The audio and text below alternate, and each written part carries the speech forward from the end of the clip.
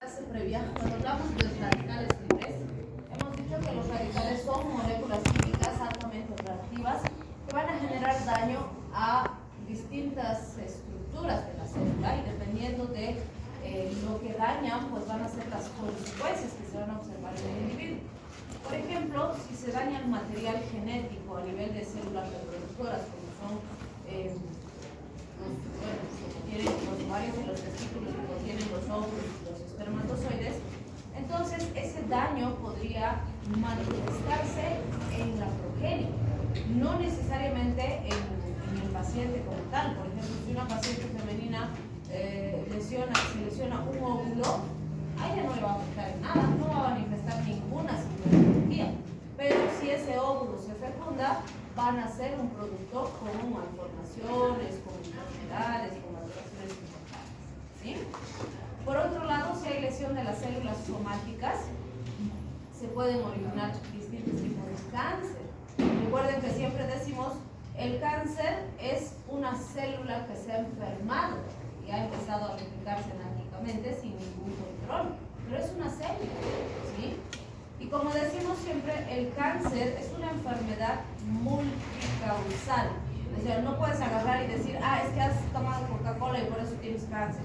No, porque existe la suma de varios factores importantes que en algún momento llegan a lesionar una célula. Y como dijimos en algún momento, desde que nos levantamos y desayunamos, nos peinamos, venimos, etc., estamos en contacto con sustancias que generan algún tipo de daño, de toxicidad, de radiación, y solitas o una exposición en general no es suficiente para producir daño, pero con el tiempo sí se va a producir un daño que nos va a repercutir en la salud del paciente. Si hablamos también de la peroxidación a nivel de lípidos, vamos a tener la formación de dialdehídos que van a generar alteraciones en la base del material genético, y eso también se puede asociar a enfermedades en el individuo que es afectado o alteraciones o enfermedades que se manifiesten en las generaciones futuras. Si hablamos del daño producido a nivel de aminoácidos, tenemos proteínas extrañas, por ejemplo. O sea, se lesiona un aminoácido. Recuerden que, por ejemplo, para que se forme una proteína necesitamos más de 100 aminoácidos. Suficiente que 1, 2, 10 de esos 100 aminoácidos se lesionen, estén diferentes, y el sistema inmune los puede identificar como extraños. Y no va a identificar, este aminoácido está extraño, va a identificar la proteína completa. Y ahí se pueden originar enfermedades autoinmunes que van a generar reacciones cruzadas, ¿no? Por ejemplo, van a ver que antes la incidencia de enfermedades autoinmunes era mínima. Por ejemplo, psoriasis era pues rarísimo ver un paciente con psoriasis. Pero ahora, post pandemia principalmente, tenemos cualquier cantidad de pacientes que están debutando con psoriasis, con lupus, con varias enfermedades autoinmunes, ¿sí? Entonces, ahí pueden originar también. El daño a nivel de las lipoproteínas puede producir LDLs anormales. Y si la LDL es anormal, lo primero que va a pasar es que su sitio receptor habitual la va a desconocer y no va a poder producir el efecto que habitualmente produce la LDL. Por otro lado, al ser un producto que no se está usando, va a ser captado por los macrófagos y puede, por un lado, generar daño en el macrófago, constituyéndolo en una célula grasa, llena de grasa que no puede procesarla, y por otro lado, disminuyendo la capacidad de respuesta del macrófago ante otras sustancias. Entonces, vean, dependiendo del sitio específico donde se produce la lesión, el daño va a ser diferente, ¿sí? Acá nos muestra el libro un dibujito donde nos dice, mira, aquí se está exponiendo la célula a una sustancia extraña, ya sea que esta ingresa por un transportador o por difusión directa, puede ingresar e interaccionar con el material genético de la célula. Esta interacción con el material genético perdón, va a debutar y se va a manifestar como alguna enfermedad. Por ejemplo, podría lesionar la mitocondria, y si la mitocondria se lesiona, se altera el metabolismo energético, y eso va a tener una repercusión en la función de la célula, ¿sí? O como decíamos, se afecta un segmento de información genética y entonces la célula deja de producir alguna enzima, y esa enzima era importante para alguna vía metabólica ¿sí? Entonces vean, en cada caso, cualquier modificación va a tener un impacto importante en el funcionamiento de la célula. Aquí tenemos algunos ejemplos de fuentes de radicales libres, ¿vale? Es decir, sustancias o situaciones asociadas a una mayor producción de radicales libres y por lo tanto a un mayor daño oxidativo en la célula, ¿sí? Por ejemplo, cuando hablamos de la radiación ionizante, tenemos los rayos X, los rayos UV, que se encargan de romper moléculas de agua y formar radicales oxidativos. Siempre hemos mencionado esto, ¿no? ¿Cuándo nos exponemos a los rayos UV? Todos los días, ¿sí? Cuando está nublado te cuento que el impacto es mayor, ¿sí? Se siente menos caliente, pero resulta que las nubes actúan más bien como lupas. Entonces la penetración del rayo UV es más intenso y más incisivo, ¿sí? Y de hecho la población que piensa, está nubladito, como no siente tanto calor, más bien usa menos bloqueador, se protege menos de los rayos UV y eso empeora el impacto, ¿sí? Entonces vean, esas cosas son importantes que la población sepa. Cuando está nublado igualito existe lesión. O por ejemplo, en lugares como Uyuni, ¿han visto Uyuni? El salar de Uyuni hace frío, ¿no? Pero tienes que usar bloqueador, lentes de sol, sombrero, etcétera, porque ese efecto reflectante que tiene el salar, o sea, la sal con lo poco que llega de rayos UV, es muchísimo más incisivo, ¿sí? Pero se siente frío. Entonces, vean, no necesariamente tiene que estar caliente para que los rayos UV produzcan su impacto, ¿sí? Bien, los rayos X. ¿Dónde tenemos exposición a rayos X? ¿Alguna vez les han sacado una radiografía? ¿Sí? ¿A quién les han sacado? ¿Les han puesto protección? El saquito de plomo de protección, el mantelcito, el protector tiroideo, ¿no? Pues mal, ¿no? ¿Por qué? O sea, primero que un centro de radiología de rayos X se supone que todas las paredes están protegidas por plomo. Tienen que tener su protección de plomo. No es nomás que aquí yo puedo armar aquí mi equipito de rayos X y ya está. Porque tengo pared, voy a cerrar la puerta para sacar los rayos X y ya está. No, porque los rayos X tienen capacidad de penetración, atraviesan fácilmente aquel muro y a los que estén pasando por el pasillo los afecta, ¿sí? Por eso es que el lugar tiene que seguir normas de bioseguridad. Segundo, la persona que va a ser sometida a rayos X tiene que tener protección. Obviamente, si le van a sacar una radiografía de tórax, no le van a poder poner el mandil con plomo porque necesitan sacarle la placa ahí, ¿no? Pero si, por ejemplo, no sé, le van a sacar radiografía de su pierna, tienen que tener pues protección de órganos vitales, de tiroides principalmente, tienen que ponerle. Y habitualmente no les ponen, ¿sí? Si es paciente femenina y pregunta, por ejemplo, si le van a poner protección o no, le dicen, ¿estás embarazada? No, digamos, no, pero si no está embarazada no necesita protección. Claro que necesita, ¿por qué?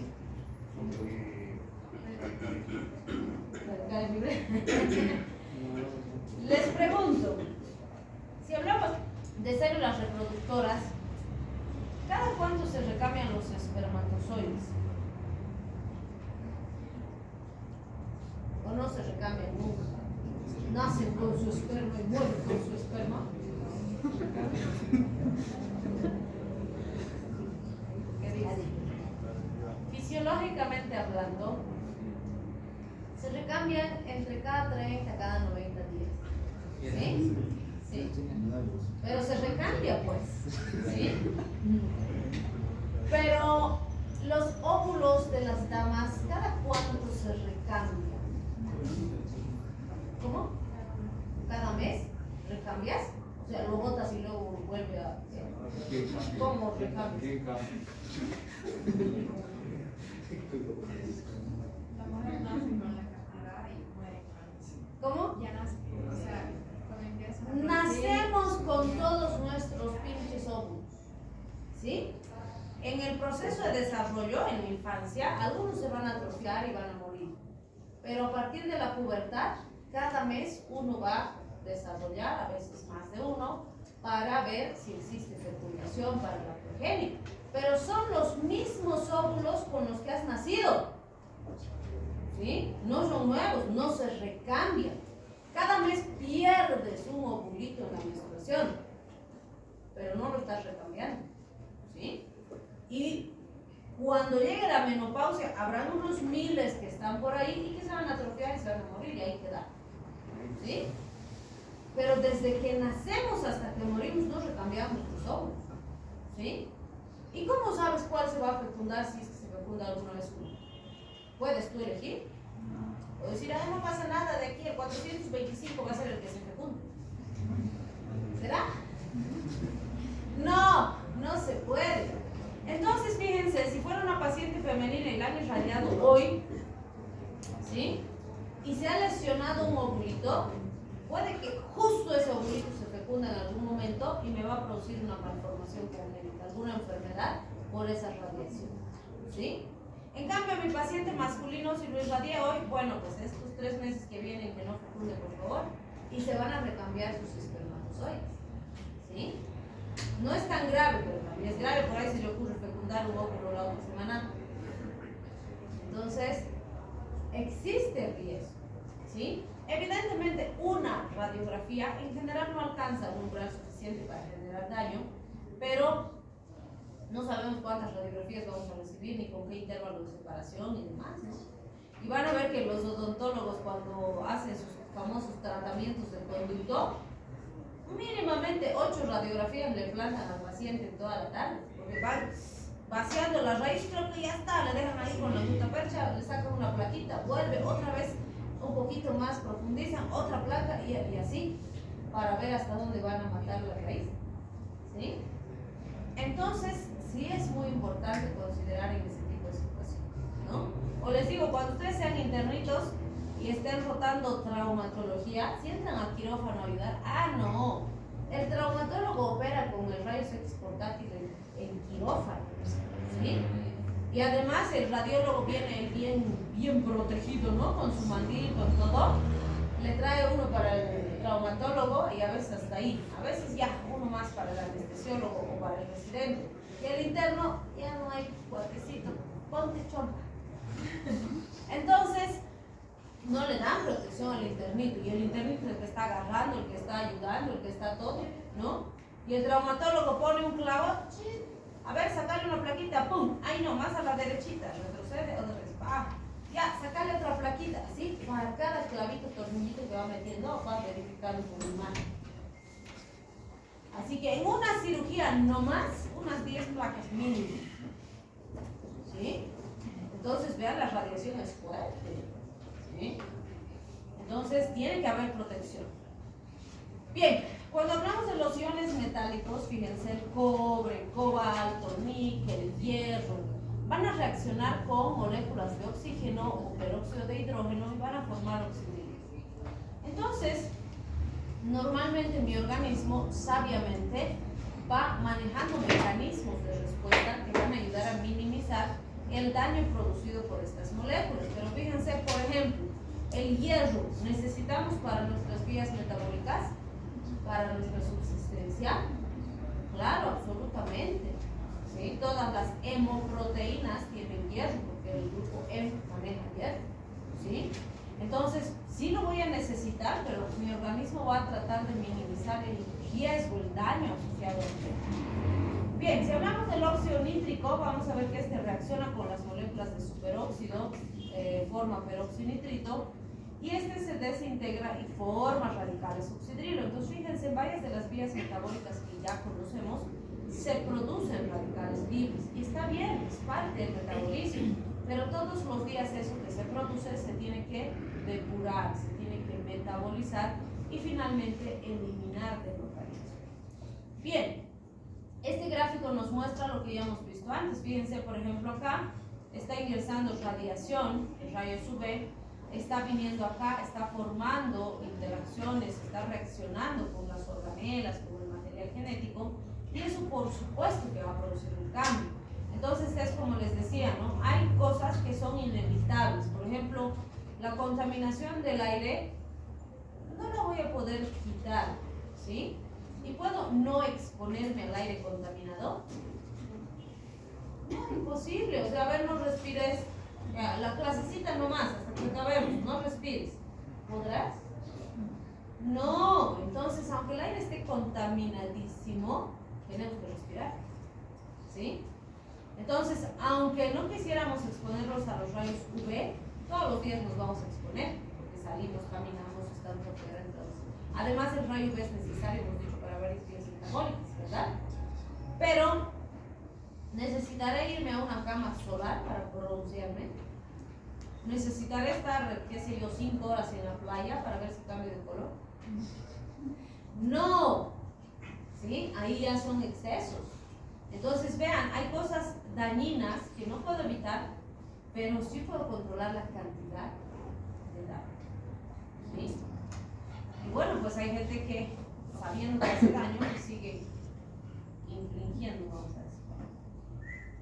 Bien, si hablamos de los mecanismos de protección, fíjense que nuestro organismo es tan sabio que lo que hace es tratar de regular al máximo el riesgo asociado a estas moléculas, sobre todo las que ingresan de forma externa. Entonces las une a proteínas, usa proteínas transportadoras, las almacena, las guarda, las transforma en otras moléculas para guardarlas, de modo que sean no reactivas y no me produzcan daño. Algunos ejemplos que nos menciona el libro son el hierro, el cobre, otros como los que usan la metalotiroideína, pero el mejor ejemplo de esto es el hierro, ¿sí? Como acabamos de decir, sintetizamos nosotros hierro. ¿Podemos sintetizar? No. Entonces, ¿de dónde obtenemos el hierro? Uno, de la alimentación, pero ¿de dónde más?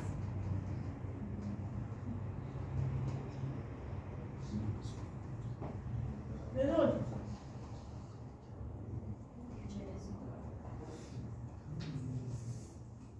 Mediante suplementos. Pero eso sigue siendo dieta. Los reciclamos. ¿De dónde? De los eritrocitos senescentes, los eritrocitos viejos que ya no sirven y que los vamos a reciclar. ¿Qué hacemos? Los rompemos y de ahí sacamos hierro. ¿Sí? Entonces, fíjense, mi organismo es tan sabio, pero tan sabio, que se encarga de ir vigilando, controlando, manejando el hierro desde que entra hasta que finalmente sale del organismo. Entonces, fíjense, para asimilarlo de la dieta va a utilizar transportadores especiales. Cuando está en el enterocito, o le deja pasar hasta el plasma o lo asocia a la apoferritina para formar ferritina y que esté almacenado, pero no lo deja suelto, ¿sí? Y cuando el hierro llega al plasma, viene la transferrina y lo transporta y lo lleva a la médula ósea para que se use en la síntesis de hemoglobina, o lo lleva al hígado para que se use en la síntesis de hemoproteínas, pero no lo deja solo, ¿sí? ¿Por qué? Porque el hierro libre es terriblemente tóxico para la célula, produce necrosis, la célula va a morir, ¿sí? Entonces el organismo es tan sabio que todo el tiempo o está usando o lo está guardando, pero no lo deja libre, ¿sí? Entonces vamos a ver que en ese tipo de circunstancias pues la célula logra amortiguar el daño producido por hierro, ¿sí? Porque además, fíjense, tenemos mecanismos de eliminación de hierro. ¿Por dónde eliminamos el hierro?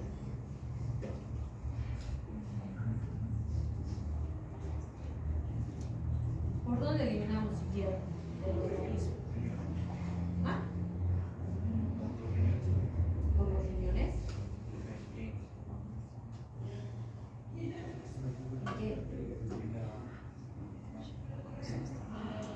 Ya, pequeñitas cantidades salen por la orina, por el sudor, pero es mínimo en general, y bueno, y es de forma accidental. También una pequeñita cantidad, vamos a decir, por el intestino, porque algunos enterocitos acumulan hierro, entonces cuando el enterocito se cambia, se elimina ese poquitito de hierro. Pero sistemas de eliminación de hierro específicos para hierro no existe en nuestro organismo. Y por eso es que el organismo es tan riguroso en la vigilancia, porque dice, uy, no, tengo que controlar, porque si no controlo bien, me voy a intoxicar. ¿Y se puede intoxicar uno con hierro? Claro, y la intoxicación por hierro es de las más terribles que existen, ¿sí? Sí hay antídoto, pero en Bolivia no existe. No tenemos, ni aceite tenemos. Ni gasolina. Estamos de mal en peor, ¿no? Terrible. Esperamos que se estabilice, ni modo que le iremos peor. Pero está fregado, ¿no? Fregado. Pero bueno. ¿Cómo? ¿Qué dijo? ¿Qué dijo? Ustedes ya votan, ¿no? Por favor, piensen bien en quién van a votar. Todavía no sé, estoy enojada. Alfonso debería Vamos a de apoyar a ¿A quién? Vamos a apoyar a quien usted ¿A quién qué? ¿Por qué me gusta usted? Todavía no sé. De hecho, por el socialismo de ninguna manera. Porque el socialismo es lo que estamos empezando a vivir y es una porquería de sistema. ¡No sirve! Cuba y Venezuela son la muestra viviente de que el socialismo no sirve. ¿Sí? Y yo te digo facilito. Si tú te rajas estudiando para dar tu examen, ¿te parecería justo que el que no ha estudiado nada y está rascado tenga la misma nota que tú? Eso es socialismo. ¿Sí? O sea, tú te sacas 80, él se saca 20, entonces lo sumamos 100, a cada uno 50. Eso es socialismo. Es una estupidez. ¿Sí? ¿Cuándo resulta la igualdad? Cuando ambos se esfuercen igual. Si no, es una estupidez. ¿Sí? Porque ¿por qué él tendría que beneficiarse del esfuerzo de ella? No, pues, que se esfuerce él. ¿No ven? Entonces no sirve ese sistema. Entonces no sé yo por quién voy a votar, porque los candidatos están en la porquería, uno peor que el otro. Pero hay que pensar abierto que es el futuro de nuestro país. ¿Sí? Pero lo que tenemos que tener bien clarito es que el socialismo no sirve. Por eso estamos así como estamos. Pero hay que pensarlo, ¿no?